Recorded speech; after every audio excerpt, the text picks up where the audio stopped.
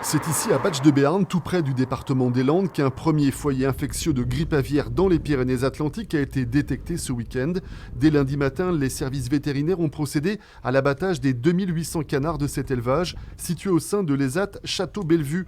Un coup très dur pour l'établissement et pour ses 90 salariés en situation de handicap. Ce matin, le directeur de la structure ne cachait pas son inquiétude face à l'épidémie.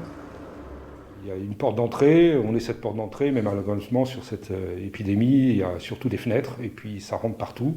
Et le but c'est qu'effectivement on ne nous pointe pas du doigt, qu'on puisse penser qu'on est victime et on l'espère les mesures qu'on a prises et la rapidité avec laquelle on les a prises permettra qu'on puisse endiguer rapidement ou limiter les choses dans la propagation qui malheureusement est presque inévitable quand on voit comment ça s'est conduit des Landes au Péa. Désormais en Béarn, 26 communes sont concernées par des zones réglementées ou de surveillance qui bloquent tout mouvement de volailles. Les basses-cours privées doivent également être confinées.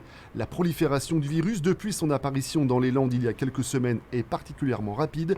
Les services de l'État en appellent à la plus grande vigilance autour des élevages. Au plus près de votre entrée ou sortie de votre élevage, douchez-vous, changez-vous à nouveau complètement avant toute autre interaction avec des éleveurs et autres. Et pour votre matériel, ils le font normalement déjà. C'est une désinfection à la moindre occasion dès qu'ils rentrent sur le site d'élevage qui a un contact avec leurs animaux. Ce virus semble d'une extrême virulence, d'une extrême contagiosité. On a la sensation, au moins dans les Landes, que ça s'est propagé très vite. Voilà. Et ce, malgré les strictes mesures sanitaires mises en place par la filière et les éleveurs depuis les derniers événements de grippe aviaire.